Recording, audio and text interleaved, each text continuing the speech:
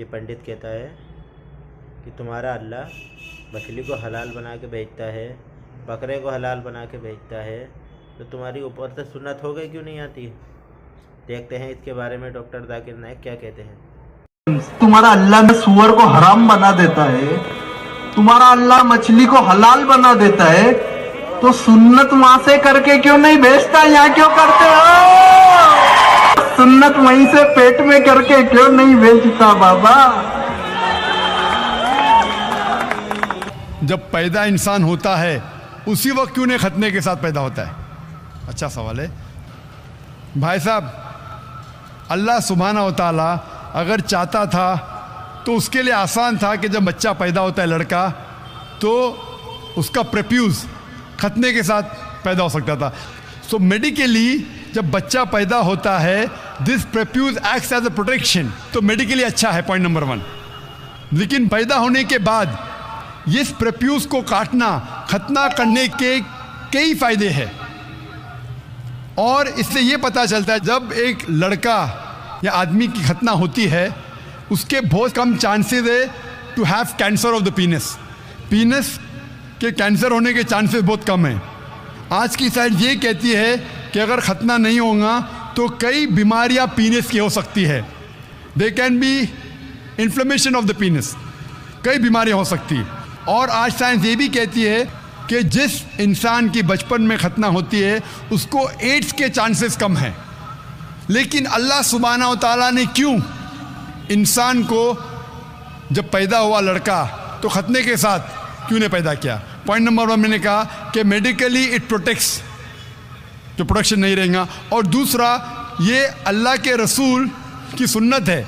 उनने कहा कि लड़के की खतना होना चाहिए। अल्लाह ताला देखना चाहता है कि आप उसके पैगाम पे अमल करते हैं क्या नहीं, उसके पैगाम पे अमल करते हैं क्या नहीं। मिसाल के तौर पे कई चीज़ अल्लाह ने बनाई। जहर, आप पूछेंगे कि जहर पीना हराम है, तो अल्लाह ने जहर क्यों बनाई?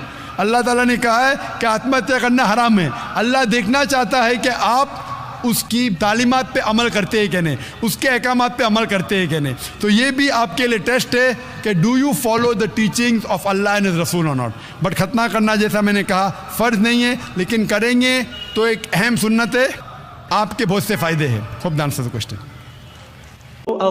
मेरा नाम शुदीप रॉय है और मैं स्टूडेंट हूँ। मेरा सवाल है कि नॉन मुस्लिम जब इस्लाम कबूल करता है तो फिर उसे खतना करना ज़रूरी है? भाई का सवाल है कि जब नॉन मुस्लिम इस्लाम कबूल करता है तो खतना करना ज़रूरी है क्या फ़र्ज़ है? इस्लाम में जब गैर मुसलमान इस्लाम कबूल करता है तो खतना करना, सरकमसिशन करना फ़र्ज़ नहीं है, बेहतर है। ये सुन्नत है, सुन्नत मौक़दा है, बेहतर है, लेकिन फ़र्ज़ नहीं है। अगर कोई कहता मैं खतना करना नहीं चाहता हूँ, क्या मुसलमान बन सकता हूँ? बन सकते, लेकिन बेहतर है कि करे। क्यों? मैं डॉक्टर भी हूँ और मेडिकल साइंस ये कहती है कि खतना करने के कई फायदे हैं। मिसाल के तौर पे आज की साइंस कहती है कि अगर जो इंसान खतना करता है उसे कैंसर ऑफ द पीनस होने के चांसेस बहुत कम है। कैंसर ऑफ द पीनस होने के चांसेस कम है। जब एक इंसान का खतना नहीं होता है उसे कहते हैं प्रेप्यूस। ये प्रेप्यूस की वजह से कितनी निजासत रहती है।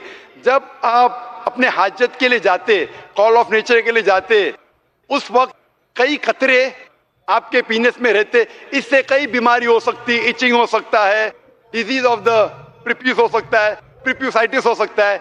जब कोई इंसान हम बिस्तरी करता है उस वक्त भी सीमेन रह जाता है, मनी रह जाते, इससे कई बीमारी हो सकती है। इसी वजह से आज साइंस कहती है खतना करना बेहतर है। इसीलिए यूएसए में मुस्लिम की तादाद बहुत कम है, बहुत कम है, 6 से 8% है। फिर भी 50% से ज्यादा अमेरिका में जब बच्चा पैदा होता है, लड़का पैदा होता है, पूछने के बाद उसकी खतना की जाती है।